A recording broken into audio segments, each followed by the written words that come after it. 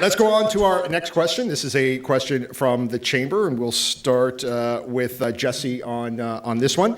And this question has to do with the transit referendum. Oh. So the Metro Vancouver transit referendum was recently defeated, leaving little direction for transit. I thought it was one of these. I'm sorry? I thought it was one of these. No, not yet. I was looking for it. Okay. We'll get there. So the Metro Vancouver transit referendum was recently defeated, leaving little direction for transit and transportation planning in the region. In light of this outcome, what are your party's priorities for infrastructure investment in the greater Vancouver region? This is very similar to a question we had earlier, I do realize that, but I guess this will be more tied into transit specifically, and you have 1 minute to start that. Yeah, I mean, transit is a key to building the economy, reducing pollution, and growing jobs, and creating more opportunity for people to move across municipalities. Actually, most of the people who work in the city of Vancouver commute in from the urban centers. And so one of the challenges we have right now across the metro region is that we've created divisions amongst the municipalities instead of having a plan that really, really looks at everything that we need. The mayor's plan, I felt, was really great because they had all gotten together and agreed on the priorities. I think we all agreed that those were the key priorities for our region and the best thing to deal with the fact that there's going to be 1 million people coming to our region in the next 20 years, and that problem doesn't go away. Now, the problem that we have is that we don't have the money to pay for those. We still agree that those are the priorities. And what the Liberal government has done, and talking to all the mayors, Justin Trudeau's talked to all the mayors, is that's why he's created the 3 funding envelopes within the infrastructure investment. The Surrey Light Rail, more C-Bus, the Broadway corridor, those are all things that we need to do. The problem doesn't go away. Great, thank you, Jesse. Candidates?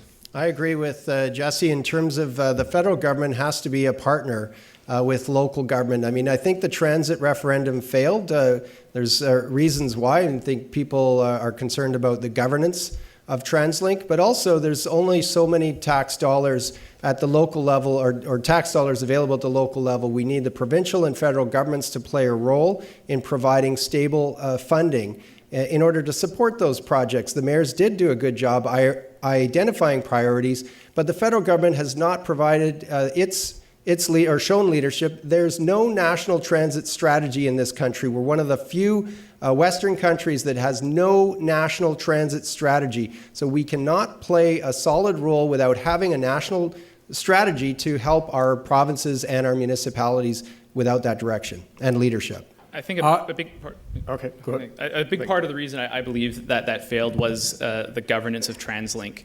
And what governments and government bodies have to realize is that the people paying the taxes ultimately are in charge, and they are the ones we need to listen to the most. TransLink failed to do so, and that's why, even though I think a lot of people agree on the sentiments, we do need more infrastructure for transit, the oversight of that government body was not sufficient, and it did ultimately get defeated. That's why with the Conservative government, we will be holding the bureaucracy to account. We'll be listening to the people here in the Tri-Cities on what the issues are. We'll be listening to the mayors, not running slates against them. We'll be making sure that the people's voice is heard in Ottawa.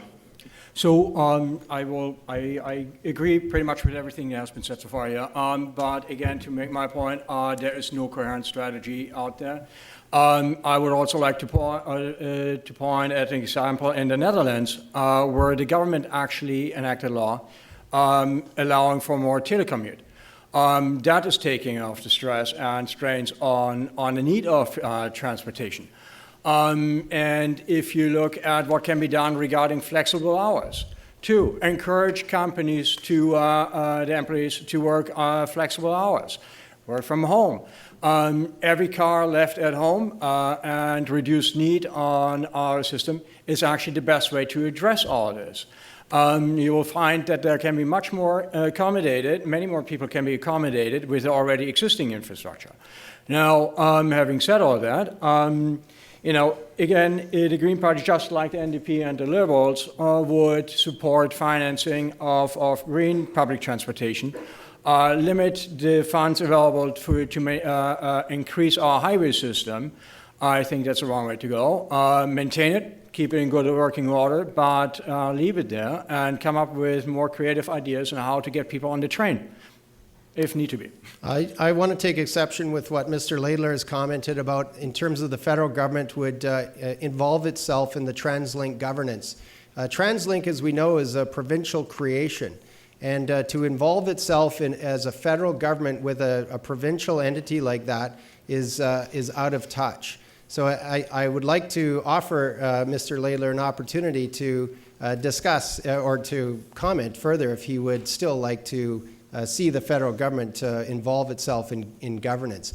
What I would add is this referendum shouldn't have even needed to take place. If we had a willing federal partner that was willing to invest in our transit, we wouldn't have this bickering over the few tax dollars at the local level. We would see a true partnership, and that's what you will get with an NDP government under Tom Mulcair, is a solid, predictable partner investing in infrastructure and transit in the local and provincial and federal levels. A willing partner is what's needed. I will take the opportunity to clarify. I was not suggesting that the federal government intervene in TransLink. I was saying generally the Conservatives' approach to these sort of projects is good governance, good government to make sure that this sort of confidence is not lost in a public sector entity. On the fact of meddling, no, again, Mr. Donnelly, that's you that gets involved in municipal politics, running slates of candidates against the incumbent mayors, and now you say that you're going to have a positive relationship with these municipalities. It's going to be until the next municipal election before the NDP gets along here at the municipal level in the Tri-Cities.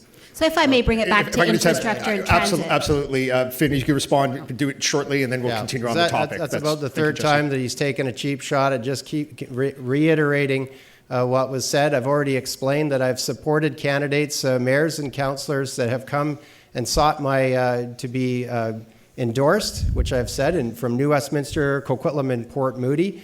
So, what you're saying is not true.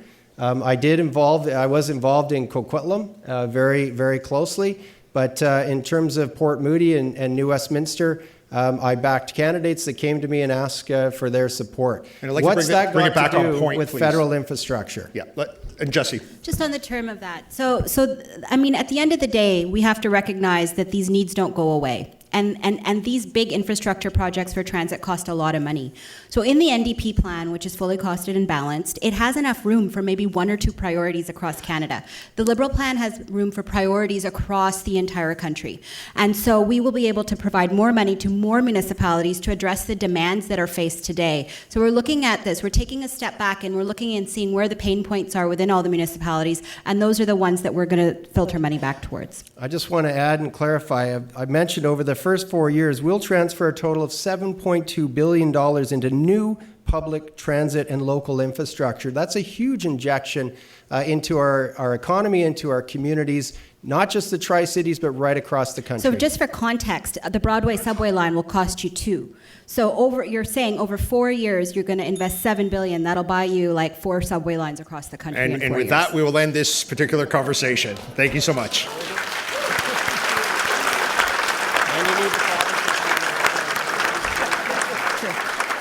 Now, this is all about democracy, so let's put a little democracy back in your hands. I have 2 topics I could pick. My friend in the 4th row wants me to pick one, and there's several that we'll get to. We have about 45 minutes left. So the topics are, and this will be an interesting one to figure out what kind of crowd this is. Pipelines, hold on, or marijuana. Pipelines or marijuana? Pipelines? Marijuana. We're going to get to both. I'm sorry, man. I tried, but someone woke the potheads up, and that's awesome. I honestly thought marijuana would be way at the end of this, but we'll get to both. How's that? Let's start with that to prove that democracy does work here occasionally. So here it is. And we will start with Marcus from the Green Party. But of course, just the color green, nothing else. So I hear that BC Bud. Let me answer the question. Normally, people answering this kind of question would be a delay, not so fast. That's awesome. Wait for it. Yeah, wait for it. Where do you, actually I could read from here, where do you personally stand on the issue of legalizing, taxing, and regulating marijuana in Canada? And have you personally ever used cannabis in any form for medical or recreational purposes. So you can answer that any way you want. You've got a minute to start the conversation. All right, so I hear that busy butt is supposed to be awesome. I can tell you I got a whiff of it when passing the Vancouver Art Gallery, April 20th. You just have the windows down and you whoosh, you go. So anyway, having said that, the Green Party actually supports legalization of marijuana, regardless of where I stand on it. They do this for a particular reason. It's actually spending too many resources on prosecuting people who use and eventually lock them away. I think those resources can be used in better ways. There is no need to treat those people as heavy criminals. Now, legalizing, taxing, and regulating marijuana in Canada. Well, I look at the Netherlands. I think they have done an okay deal. Unfortunately, the Netherlands became a drug tourist hub, and no need to go there. Okay, and with that, no needing to go there, the other candidates, please jump in for 6 minutes. So I'm a mom. And to the question of whether I've ever tried it, and I'm going to answer that, and I hope everybody answers that, so hopefully I'll keep them on point.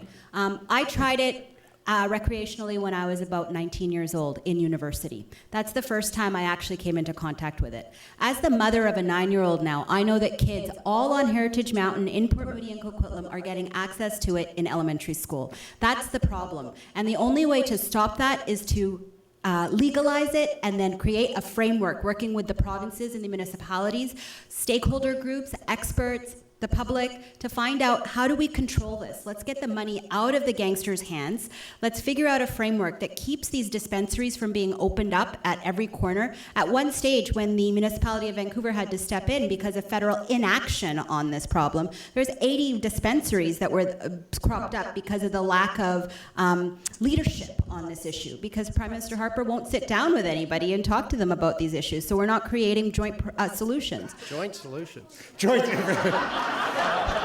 Finn beat me to it. I didn't get it. Sure. Anyway, no. Tim, would you like to respond to that? Yeah. And tell us if you've tried it. I personally have never tried marijuana. I joined the Canadian Forces at a young age. There was drug tests there. I ended up working for the Vancouver Police as a civilian. There's drug tests and polygraph tests. So I've never tried it myself. I don't think people should try it. I did have a number of friends at university that did try it. Some, they were totally fine. Some did actually end up in the psych ward. They got just so much of it being used under the age of 25. It is a risk. There is evidence out there saying that this is a drug that can cause harm, and I don't think we should be promoting it. And I did want to give an opportunity, actually, to Mrs. Adcock to clarify our party's position on this, because I was actually a bit surprised and thought maybe it was a bit of hyperbole when I saw that Justin Trudeau was standing up and saying a month after being elected he would have marijuana legalized and available in corner stores on every corner. I don't know that he said that. I'll tell you the spirit of what he's talking about. He's talking as a parent and a responsible society member in 2015. He's looking at this. My father was an alcoholic and he was violent, and there was much more harm done. And it's a lot easier for kids to get and we control how kids can't get access to cigarettes. We control how they can't get access to booze, but we don't do anything about their access to pot. We need to control that, and the only way to control that is to take a legislative position on that. I will. Thank you, folks. Finn? I will add that I have tried marijuana, but I never exhaled. And I hope I turned out okay. In terms of the NDP and where we stand, Tom Mulcair and the NDP have said we need to look at decriminalizing, because as Marcus has mentioned, we spend a lot of money on fighting the drug war that's unnecessary. You just have to look south of the border to see what's happening in the United States. So there's a huge amount of money that has been spent on the war on drugs, and it just hasn't worked. You see a number of states that are moving towards decriminalizing and legalizing. So the first step is decriminalizing. We have to look at medicinal marijuana use that's already being widely used in the country, and doctors and experts are saying that there are very sound evidence showing the medicinal use of marijuana and its beneficial impacts for health reasons. Why So do we we'd want to support drag that. our heels on what we already know is the best possible outcome? Leaders all across the world and countries are taking a very forward position on this. Why would we waste 4 years again? We've had de facto decriminalization already. None of the municipal police forces enforce, when they petty marijuana crimes. So I think what we need to do is recognize where society needs to get to and control it so that the gangsters aren't getting access to our children anymore. Marcus, if you could jump in there. So New Zealand has taken a very radical step. They just dropped entirely the war on drugs. And what they do now is safe testing. While critics feared that the entire country overnight would turn into a pothouse, hasn't happened. I can assure you there are still too many New Zealanders, Kiwis out there who are really sober. And so, it's just have seen it in the US with various states adopting a more libertarian view on it. I feel, just like The Simpsons didn't endanger our kids when they watch The Simpsons, neither will marijuana. Now, one doesn't necessarily have to promote it, one shouldn't, but there are ways actually to channel all of this, and I think creating a system just as our liquor stores, where it would be possible to obtain, I don't necessarily see great danger there. Important is to put our resources at good work and not waste it on prosecuting and following people who are small-time users. I will agree. This is also a lower priority. I think there's a lot more important issues to tackle in the world than to spend our time legislating and focusing money towards. Thanks. Did I get that right, that you were agreeing with decriminalizing marijuana? I'm saying that it's not a top priority. So you're going to turn your blind eye. So you can finish, Mr. Layton. Thank you. Yeah, no, I'm saying it's not a top priority, and then I think what we can improve on actually is the social response to it. I don't think we should be sending the message to our children, the future generations, that it's okay to smoke marijuana by having leaders in society doing that. And to put a fine point on this, we're going to do a show of hands because there's been two terms that somewhat get confused: legalization and decriminalization. I want to make sure, if you don't know what that means, Google it, it's awesome. But what we need to figure out is, because I'm not quite clear, to be quite honest, who here on the stage is for the legalization of marijuana? Who here is for the not in the crowd, but thank you, sir.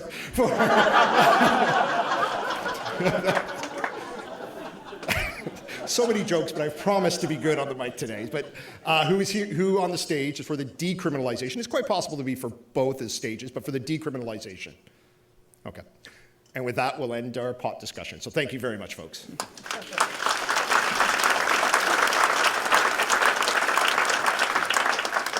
All right, and we continue on here. The next question is a chamber question, and Tim, you'll start the 1-minute conversation on this particular issue. And this is again from the chamber, on new legislation. So if you personally could introduce one piece of legislation immediately, again, one, what would that be? And you have 1 minute for that. The most pressing issue I've heard from doing all the door knocking around the Tri-Cities is again around housing affordability. Once the national survey is done and we have some more data on exactly who's investing in Canada, who's buying what, where's that money coming from, I think there'd be a real opportunity to look at other solutions around the world like they've done in Australia to try and stop some of the real estate speculation that potentially could be right now inflating some of our housing prices and actually edging out some of the families out of those homes. I'll be championing that cause regardless. If there's an opportunity to make that as my first private member's bill, that's something I would love to look at. Great. Thank you, Tim. For everyone else, want to jump in for 6 minutes on this conversation? I would support Tim's work on it, and I probably would try to get a little bit farther because one of my big concerns here is overdevelopment, and overdevelopment happens by deep pocket developers. And what do they build? Condos, townhouses, all wonderful, but not affordable for young people, not affordable for seniors either.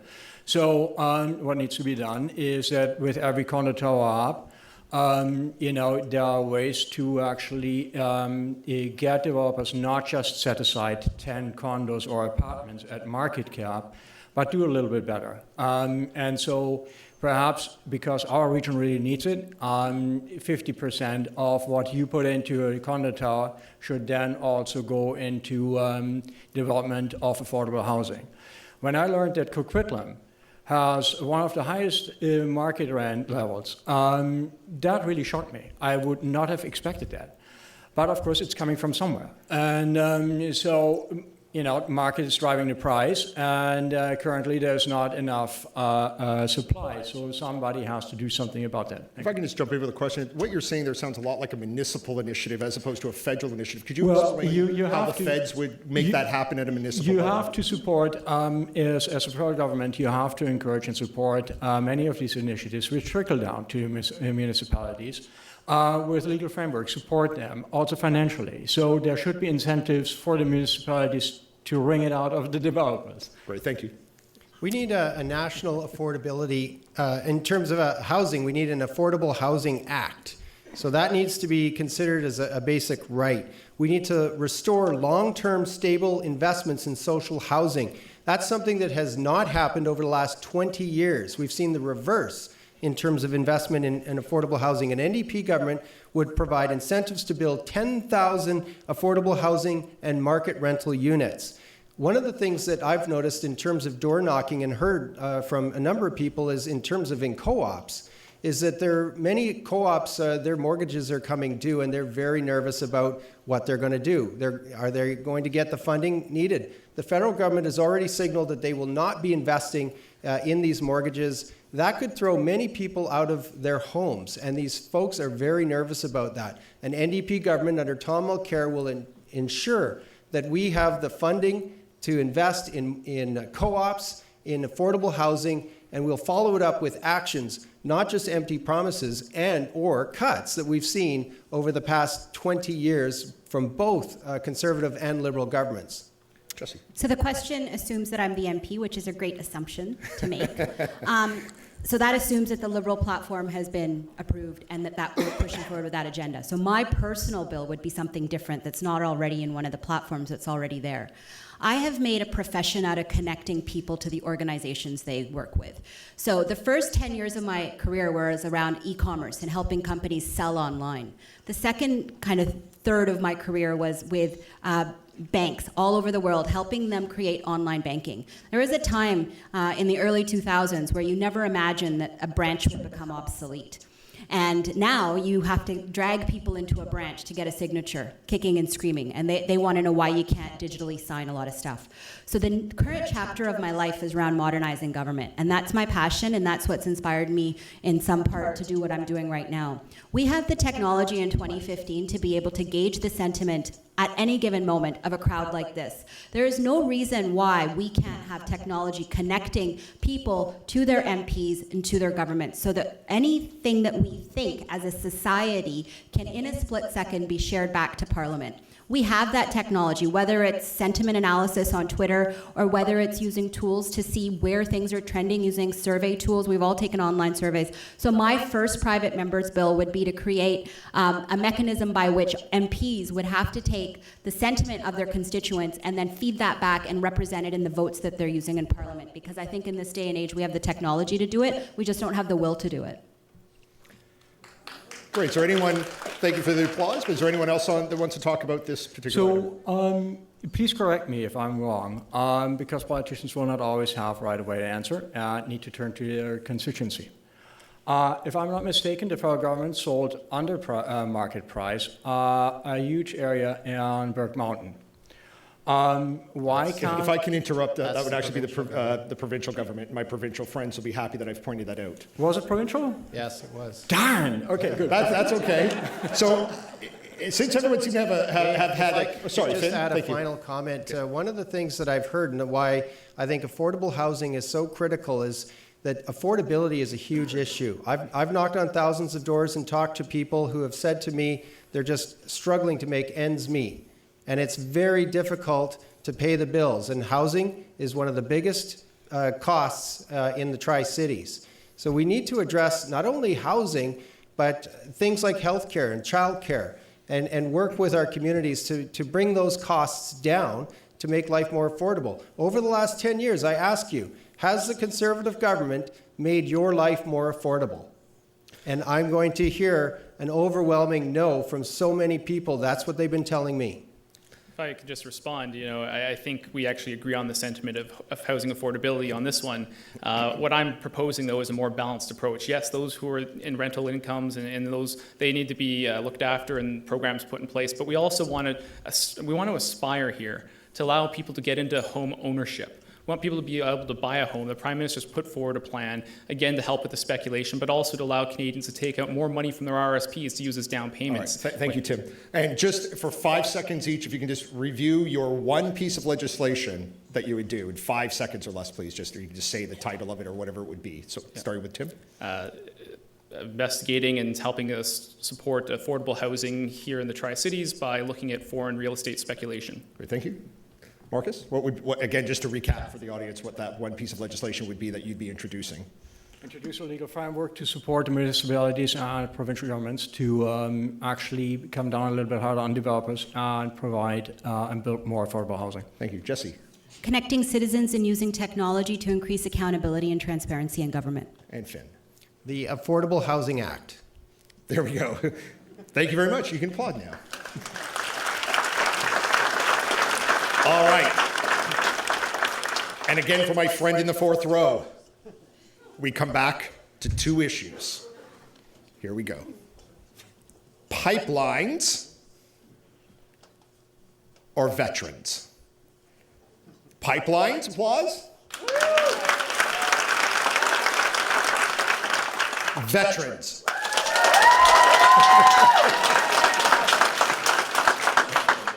I promise you will do all of them, but this is just so much fun. Anyways, so here we go. We'll go with veterans. Up here, the questions behind the candidates and on the screen in front of them. And we will start with Finn Donnelly on this one. There's been a lot of conversation. There's been a lot of talk about veterans. How are we taking care of the men and women in the military? And you can start with 1 minute, please. And unfortunately, we have not. The federal government, the Conservative government, has an abysmal record on taking care of our veterans. When we ask our men and women to be put in harm's way, we deserve to, as a government, look after our men and women in uniform. That has not happened. Unfortunately, the Conservative government has taken our veterans, and there's been a veterans group that has formed called Equitas, who took the Conservative government to court because they were not getting the supports that they feel were deserved of looking after our men and women when they come back from a service. And that, unfortunately, was being fought with hundreds of thousands of dollars by this government. I have put forward a motion just recently that went to Parliament that got all party support, saying that there is, in fact, a sacred obligation to look after our men and women, especially our disabled veterans. It passed, and it changed the government's position on the court case, which is thankful that they did that. Thank you, Finn. And the other candidates for 6 minutes, please. So the fact that I stand here before you today as a veteran that served in Afghanistan and I'm running for the Conservative Party speaks very loudly to their support for our men and women in uniform. On the substantive issues, though, Mr. Donnelly did put forward a motion. It didn't address any of the problems that veterans are facing. It was simply a bunch of words they were trying to put forward to play some politics with this issue. The thing that is the biggest shame to me, and as hard as I worked trying to get veterans more help and support, is how politicized this issue has become by other parties, by special interest groups. The biggest issue that was confronting veterans, and again, going back to the history of this, came up in 2006 when the Liberals put forward a new plan to take care of our veterans.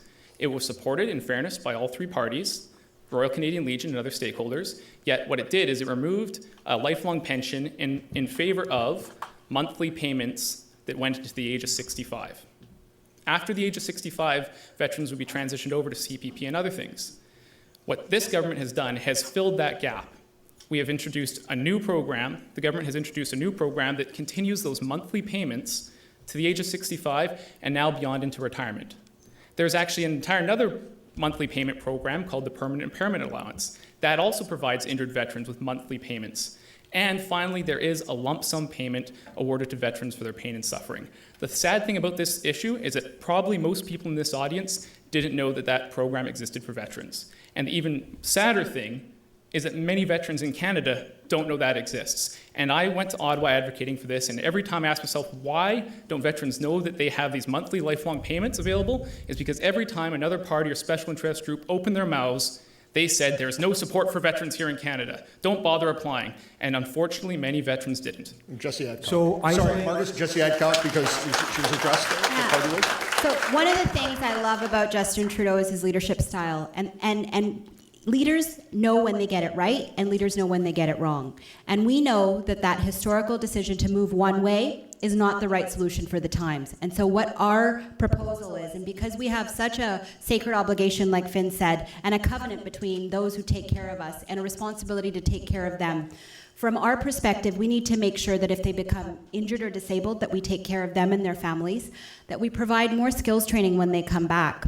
We'll be opening 2 centers of excellence that will focus on things such as PTSD and mental health services, as well as a transitionary. And I can't compete with Tim here because I have never served, and I thank you incredibly for that. It is an honor to be sharing a stage with you. I think we also need to honor our first responders, and then the Liberal Party has also recognized that, and they will extend PTSD services to them as well through our new health plan. I think that we need to recognize when we do things right, when we do things wrong. And one of the key things that I really find great about this government is that they have the intestinal fortitude to present a new plan that gives veterans the choice of whether they want the lifelong pension or the lump sum settlement. So they'll be able to decide for themselves what's right for them in their own situation. Thank you. Marcus. So to me, the question is actually twofold and requires a twofold answer. It addresses the issue of veterans, but it also addresses the many men and women before they become veterans. So, and I feel we have felt them. If there's a person among the 4 leaders who really crunch numbers and knows her SHIT, then it's Elizabeth. So our men and women who are on duty, they're struggling with cost overruns on various projects, F-35 to mention, and they have to work with aging material. When we send them out, we're actually neglecting the great work they have to do to save us and protect us. Our Navy, well, it's not even worth calling out for it because they can barely go out 5 miles and then have to return. And the constant cuts to our programs taking care of the veterans is another issue. And I begin to wonder how Tim, being a member of a whip party, who is a veteran himself, will actually be able to do more for his friends and comrades than what has been done so far, a mere big neglect of their great services to our country. No, thanks for asking the question. Again, this is sort of the misinformation out there. There isn't a choice right now between lump sum payment and monthly payments. Veterans get both. So it's just a correction point. And again, if there's any veterans here, I know there's some that I served with in the crowd, it's make sure to bring that message back to the rest of the veterans. Obviously, I could talk a lot about this topic. The biggest step forward we need to do now is reach out to veterans, go into the Legion halls, go onto the online communities, let them know that there is a lump sum payment, there is monthly payments, there is up to $75,000 in retraining that they can access when they want to re-enter the workforce. The only other thing I'll just bring up on this issue as just maybe a general caution to everybody, again, when we're debating some of these very, very important issues, going with the big picture talking points and saying things like Stephen Harper doesn't care, the Conservatives aren't doing enough, that actually does a lot of damage in the veterans community. Many of the veterans are dealing with issues like post-traumatic stress disorder, and when they hear these sort of messages, it gets them angry very quickly, and they tend to turn off the TV, they turn off the computer, and they often don't come forward for help. Yeah, one more response from Finn, sorry, and then we'll close it off. Mr. Laylar, I'd like to, again, thank you for your service to our country, but I think you do a huge disservice to our veterans. And you mentioned to me that the motion that we put forward in front of Parliament was just a bunch of words. Hey, please, that kind of language will not be tolerated from anyone in this audience or from the stage. If you're going to do that again, we will ask you to leave. It's an honor that they're here serving on as candidates, and that kind of language is not going to be tolerated. But Thanks, Dave. But I can't disagree with you more fundamentally. I work closely with Equitas on the wording of that because they were so upset with the fact that the federal government, the Conservative government, would not recognize that sacred obligation. We're in fact fighting against them in court. And you know, this government has cut services, they've closed offices, they have treated our veterans with disrespect. That needs to change. All right. Well, thank you very much for that comments on veterans. We'll in your closing, we'll come back. We have a bit of time, so we can do something fun maybe at the end. A little bit of applause for your candidates here.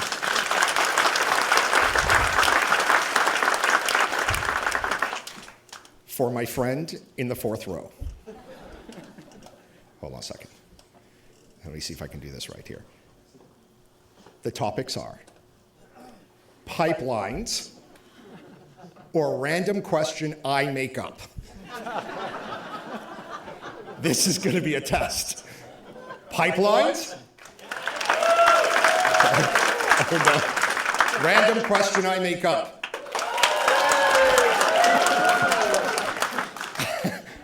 I heard my question's going to be about pipelines. It's just ironic. Nonetheless, we will go with pipelines, which is, as my friend in the fourth row pointed out earlier, is the number one question that is being asked online at Pigeonhole. So for all of you who took the time over the last week or so, thank you very much. And also, thank you to the Chamber for using this type of technology, because obviously we all can't be here. And as some of the candidates have talked about, technology is something that, whether you like it or not, is happening. And I think this is a wonderful tool. So congratulations and thank you to the Chamber of Commerce for providing this opportunity for people to get engaged. And I still will do my random question later for my friend in the fourth row. Anyways, the question is about pipelines. And let me make sure I've got here. And Jesse, you'll be starting this question off with 1 minute.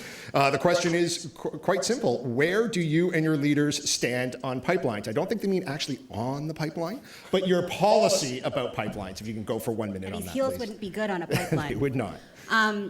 So we believe in social license, and the leader believes in social license, and the Liberals believe in that. We know that we need to get our goods to market, and we know that we need solutions to get our goods to market. We need to protect our energy security, but we can't do that when there's not community approval, there's not First Nations approval. And so for us, there's also an issue with the environmental assessment process, not knowing what's happening. I think we've seen, as of late, with all the different municipalities and groups that have filed for intervenor status on the Kinder Morgan pipeline, there's severe distrust. And we need to make sure that as we move forward, that we've got solutions. As a mom in a local community here, I have serious concerns and reservations myself. When the matter is this complex and has such far-reaching potential consequences and impacts, as a citizen, I want to know. And as an MP, I'll make sure that any information that's available is presented to the local communities, so together we can act on that. We need to balance our economic needs with our community safety and our environmental protection. Great. Thank you, Jesse. Other candidates for 6 minutes. Marcus, sure. Unless I change party membership, I feel it's a trick question. Well, that brings up an interesting question. Are you answering this because you're beholden to the Green Party, or is this your personal position? No, I'm being very honest here. That was an interesting statement you made, so I want to be able to at least address that. So it's both. It's what, sorry? Both. It's both. Sorry. Thank you. So, well, everybody knows where the Green Party stands, and Elizabeth, and I do agree with her. We don't agree on everything, but that's where Elizabeth and I do agree on. This is the time now to actually really wean us from fossil fuels, so we object any expansion. Having said that, of course, we'll not roll up the pipelines, existing pipelines, and close shop tomorrow. But what we would like to do is create a transitional economy. That also entails that, for example, just as I got to speak to parents of a maintenance worker of one of those pipelines, there are no worries. So I don't want to see the son unemployed, but I would like to see this son retrained and actually made fit for the future to attract high-skilled and high-tech jobs to our region, in particular Port Moody-Coquitlam. Who wouldn't? There's a categorical no to the expansion of pipelines For myself and for the Conservative Party's position on this, we have been crystal clear, and for me, we support the environmental review process that we have in place right now. And what that process is doing is balancing the economic benefits versus the environmental risks. We won't preemptively make a position on, for example, the Kinder Morgan pipeline, because that has not completed its final review. Once that panel of experts and the people who have got a great background in this, once they put forward the recommendations to Cabinet, that's when the government will make its final decision. And just as a point, this environmental review process that is often under attack has been in place for a long time. It's something that has been called for by the different provinces, including NDP premiers, to have a similar process that twins alongside the provincial regulation process so that companies know if they can invest and what the costs of that regulation will take. In terms of the Conservative track record, you have the then Natural Resource Minister, Joe Oliver, categorically stating he was in favor of the Enbridge pipeline project before it was even through the environmental review process. This is a government that is oil at all costs, and they want to get those pipelines through. They want to ram the Enbridge pipeline project across northern British Columbia without any consultation or proper consultation or environmental regulations. In fact, they've gutted the Fisheries Act. They've removed this Canadian Environmental Assessment Act, CIA, and they have got rid of the Navigable Waters Protection Act just in order to get those 1,100-kilometer twin pipelines to the coast and ship that bitumen, raw product, off our coast to foreign markets. We think that's the wrong way to go. We think there was no consultation with First Nations, with local government, provincial governments even, and that has caused this kind of divisive, argumentative positions on pipelines. We have not been dealing with the biggest issue of our time, climate change. There's no lens in which to look through to deal with climate change. The NDP has a Climate Change Accountability Act that we want to put forward. We want to restore the environmental protection measures that have been gutted under this government. We want to restore consultation, the consultation process with First Nations, with municipalities, with provinces. We want to get these projects looked at and assessed properly. The Conservative government has an approach that is bent on getting them through without any proper environmental regulations in place or reviews in place or consultation. They've got zero major pipeline projects through in this country. We need to look at how we transition from oil to a clean tech future. That's going to take leadership. That's something that NDP, Tom Mulcair, the leader of the NDP, has proposed, and we will get behind and do that job. Tim first, then Marcus, because of the addressing there. So please go ahead. It's just not true that the National Energy Board's environmental review process is somehow incomplete. That is the review process. It takes a year. There is consultation throughout. People can come and intervene. Here in the city of Port Moody, they held one of those consultations. I came to it. I asked a question about how many jobs this project would create. It is a process that's been in place for a while, and I want to bring up the example of the Prosperity Mine that went through the same review process. That's a mine up in northern BC that had multi-billion-dollar prospects. The local community supported it. The provincial government supported it. Everyone thought it was going to be rammed through. They made the same sort of attacks. The NEB reviewed that project, came back with a recommendation saying there is enormous economic benefits, yet it's not worth the environmental risk. It went to Cabinet to be decided on. Everyone said, oh, here we go. The Conservatives are going to overturn the experts. They didn't. They accepted it. They killed the project, not once, but they actually did it twice. And Marcus. Because it's a bad project. Sorry, Marcus, please. So perhaps you all remember the first leaders debate, and Mulcair was asked by a little bit if he would oppose the pipeline expansion, and he got his way out by saying, well, there needs to be a proper assessment process in place.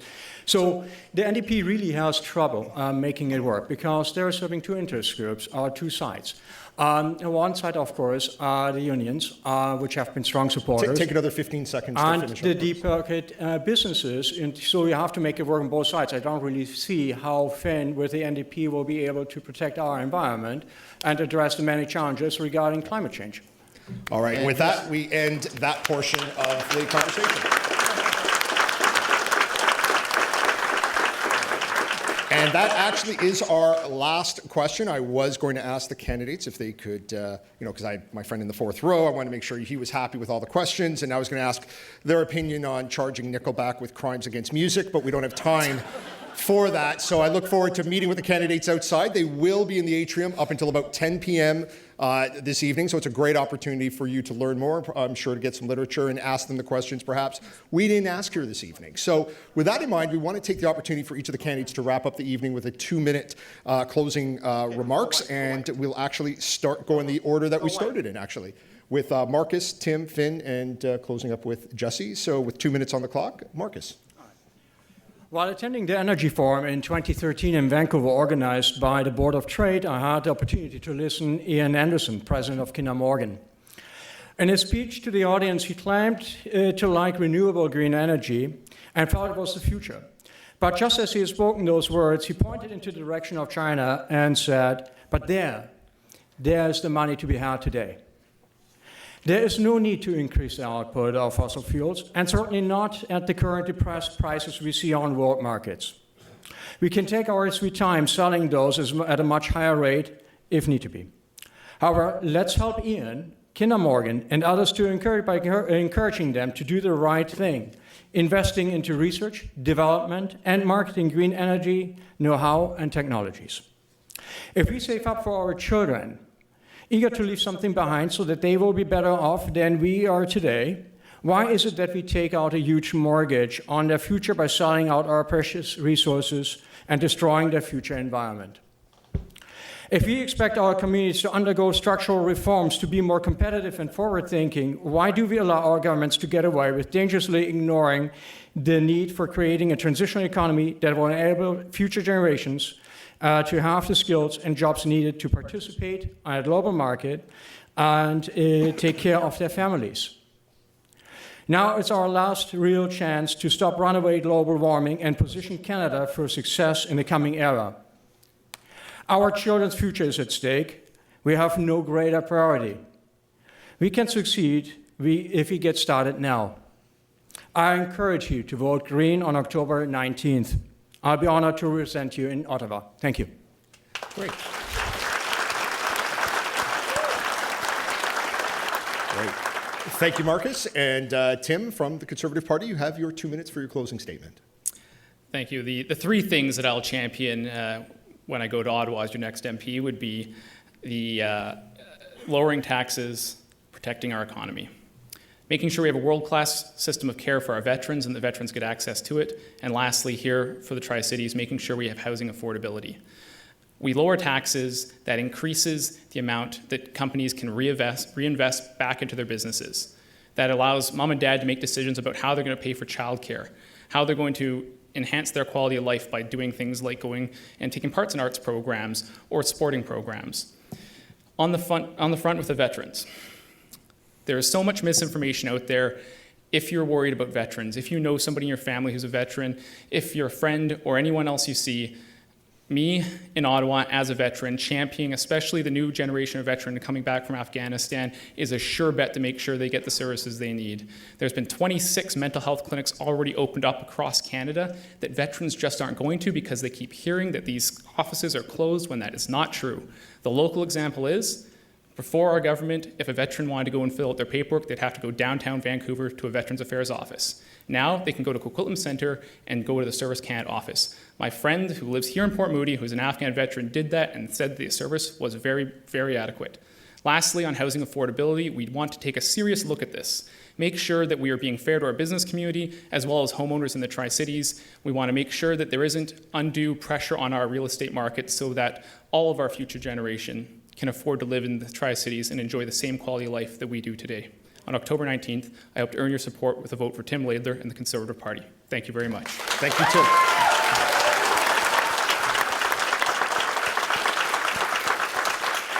Thank you, Tim. And from the NDP, Finn Donnelly.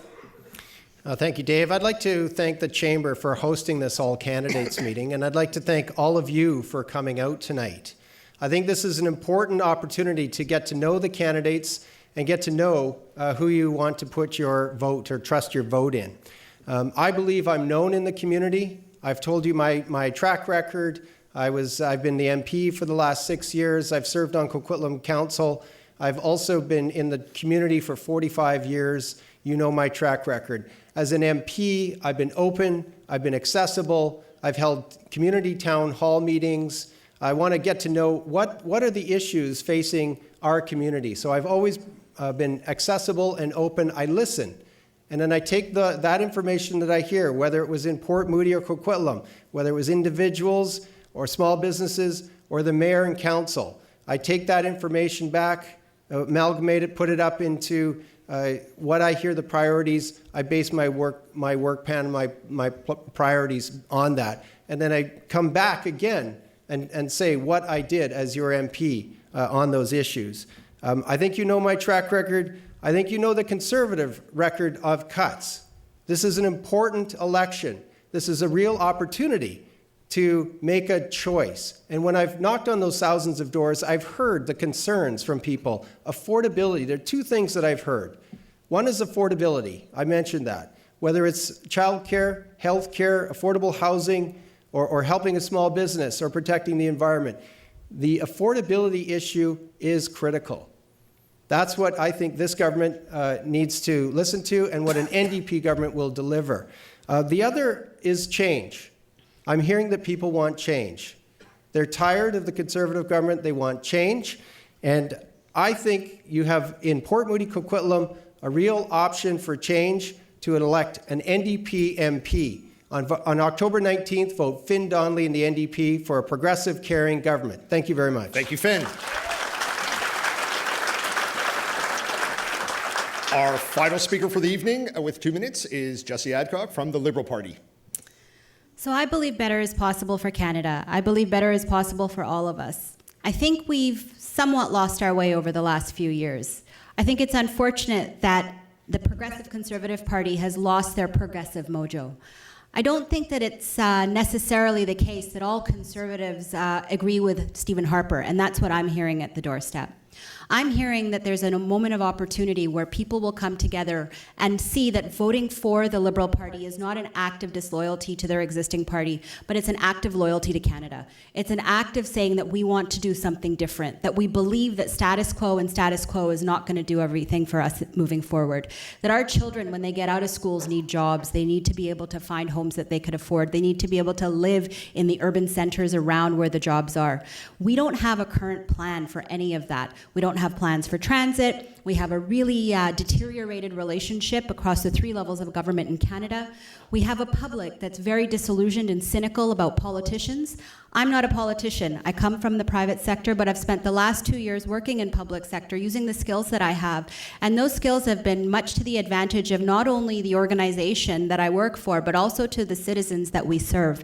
I think that there's a real opportunity for change right now. And I think that what we need to do as parents, caregivers, citizens, is to take a hard look at the platforms of the 3 parties.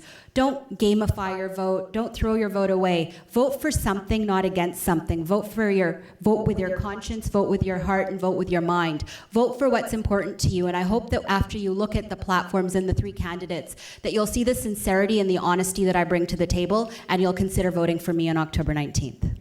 Thank you, Jessie Adcock. Thank you very, very much. Those are 4 of your candidates here in Port Moody-Coquitlam. Thank you very, very much. There's about 200 folks here this evening who took the time out of your busy schedule to be here. From what I understand, there was 1,135 people who submitted questions via Pigeonhole, and I don't have the figures on our live stream, but I'll just say millions upon millions of people watched at home, because no one can validate those numbers. But in all seriousness, thank you for those who took the time at home to do that. Thank you to our sponsors, Pastor Polo, who actually sponsored that live stream, and to the Tri-City News for being our media partners. The main point here is, of course, make sure you're voting on October the 19th. And there's also an advance vote if you didn't know that. If you go to elections.ca, you can find out the actual dates and times, but it takes place between the 9th and the 12th. There are some advance polls. As well, all 4 candidates will be out in the atrium for about the next 45 minutes or so. Please take the opportunity to meet with them. Thank you. Thank you to the Chamber for putting this on, and have a great evening. Bye-bye.